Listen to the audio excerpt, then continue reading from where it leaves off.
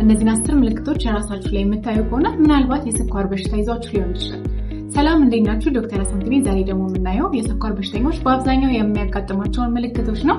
የመጀመሪያው 3 ዋናኞቹ ምልክቶች በጣም ረሃብ ስሜት መሰማት ነው። ይሄም ደግሞ ስኳር በብዛት የሚገኘው ደማችን ውስጥ እንጂ ወደ ሴላችን ውስጥ አይደለም። ስለዚህ የረሃብ ስሜት ይኖራል። ሁለተኛው ደግሞ በጣም ውሃ የመጥማት ስሜት ነው። ሶስተኛው ደግሞ በጣም ሽንት ቤት መመላለስ፣ ቀን ብቻ ሳይሆን ሌሊትም ላይ በተደጋጋሚ ጊዜ ለሽንት መነሳት ነው። አንድም ሰው ቢሆን ሰብስክራይብ ማድረጉ ለኔ ይጠቅመኛል። ስለዚህ እባካችሁ ሰብስክራይብ እያደረጋችሁ እስቲ ቀለል ባለ አማርኛ እንዴት ነው እነዚህ 3 ሳይክል የሆኑት የሚለውን አስረዳችሁ።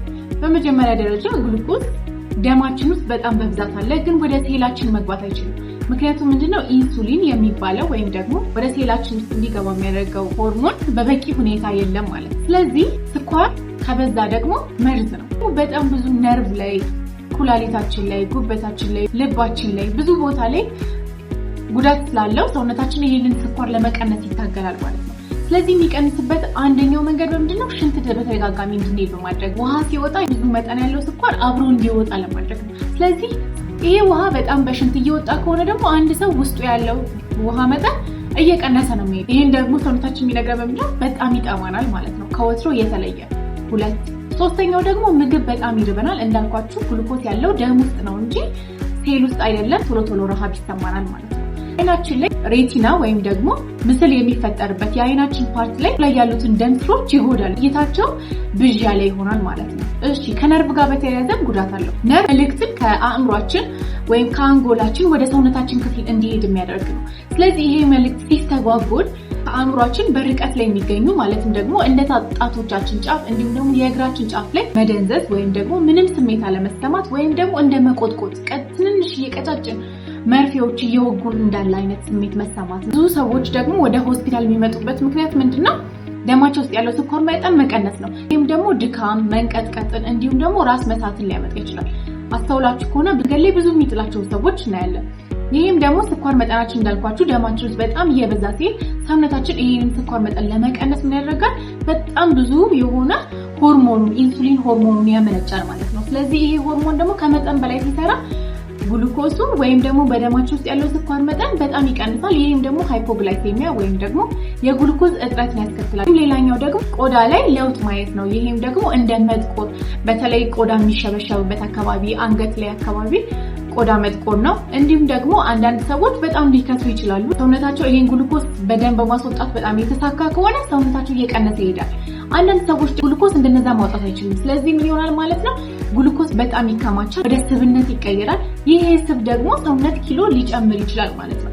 አብዛኛውን ጊዜ ይሄ ስብ የሚከማቸው የስኳር በሽተኞች ላይ ሆዳቸው አካባቢ ነው። ተደጋጋሚ የሽንት ቱቦ ኢንፌክሽን እና ይስት ኢንፌክሽን እንዲኖር ያደርጋል። ይሄ ስኳር መጠን ለባክቴሪያ እና ለይስትም ደግሞ ጥሩ ምግብ ነው የሚሆናቸው። ስለዚህ እነዚህ ባክቴሪያ እና ይስት የበለጠ እንዲራቡ ነው የሚያደርገው። እነዚህ ሁሉ ምልክቶች አለባችሁ ማለት በእርግጠኝነት ስኳር አለባችሁ ማለት አይደለም። ታዲያ ለስኳር በሽታ የሚያጋልጡን አንዳንድ ነገሮች ምንድን ናቸው?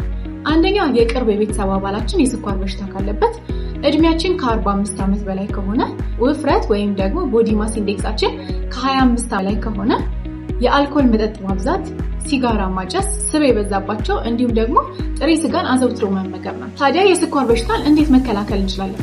ነጭ ነገሮችን መቀነስ ነው። ስኳር፣ ጨው፣ ጮማ፣ ፉርኖ ዱቄት አለመብላት ነው።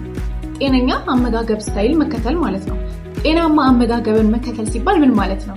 አትክልት የበዛባቸው ምግቦች መመገብ፣ ጥራጥሬዎችን መመገብ እንዲሁም ደግሞ ያልተፈተጉ እህሎችን መብላት፣ ካርቦሃይድሬት እና ስኳርን መቀነስ ነው። ይህም ደግሞ ጣፋጮችን መቀነስ እንደ ስኳር፣ ለስላሳ መጠጦችን እንዲሁም ደግሞ ፓስታ፣ መኮሮኒ፣ በዘይት የተጠበሱ ምግቦችንም መቀነስ ነው። ወላጆች እዚህ ላይ ልብ ማለት አለባችሁ። ምክንያቱም አብዛኛውን ጊዜ ምሳቃ የምትቋጥሩላቸው ምንድን ነው?